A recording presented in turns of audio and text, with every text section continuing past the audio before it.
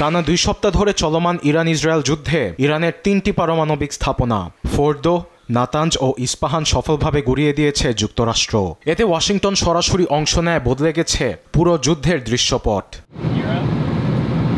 এমন পরিস্থিতিতে বছরের পর বছর পারমাণবিক কর্মসূচিতে বিলিয়ন বিলিয়ন ডলার ঢেলেছে ইরান, এমনকি পরমাণু সমৃদ্ধকরণের কাছাকাছিও চলে এসেছিল। ইরানের সর্বোচ্চ নেতা আয়াতুল্লাহ আলী খামেনি আগেই বলেছিলেন যুক্তরাষ্ট্র যুদ্ধে জড়ালে তাদের উচিত জবাব দেয়া হবে। কিন্তু ওয়াশিংটনের পারমাণবিক স্থাপনায় হামলার জবাব কিভাবে দেবেন খামেনি? এমন প্রশ্নের উত্তরে আন্তর্জাতিক গণমাধ্যমগুলো একাধিক সম্ভাব্য হামলার কথা বলেছে।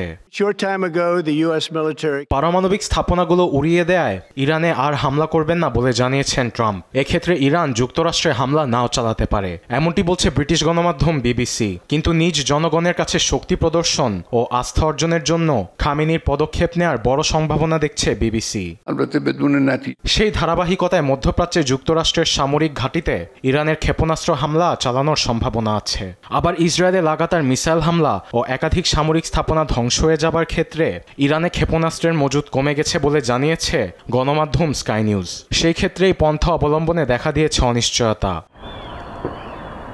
আবার সরাসরি যুক্তরাষ্ট্রে আক্রমণ না করেও উপসাগরে তেলবাহী জাহাজ কিংবা স্থাপনায় হামলা চালাতে পারে ইরান। আবার হরমুজ প্রণালী বন্ধ করে দেওয়ারও সিদ্ধান্ত নিতে পারেন খামেনি। এতে বিশ্ব বাণিজ্য এক বিরাট ধাক্কা খাবে বলে জানিয়েছেন বিশেষজ্ঞরা, কেননা বিশ্বের জ্বালানি তেল পরিবহনের প্রধান রুটগুলোর মধ্যে এটি একটি। আবার ইরান সমর্থিত সশস্ত্র গোষ্ঠী হুথিদের সহায়তায় লোহিত সাগরে মার্কিন নৌবহরেও হামলা চালানোর সম্ভাবনা আছে।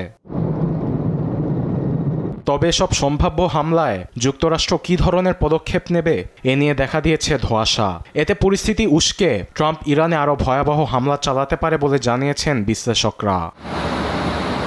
আরবেদ আফসার, নিউজ ডেস্ক, দেশ টিভি।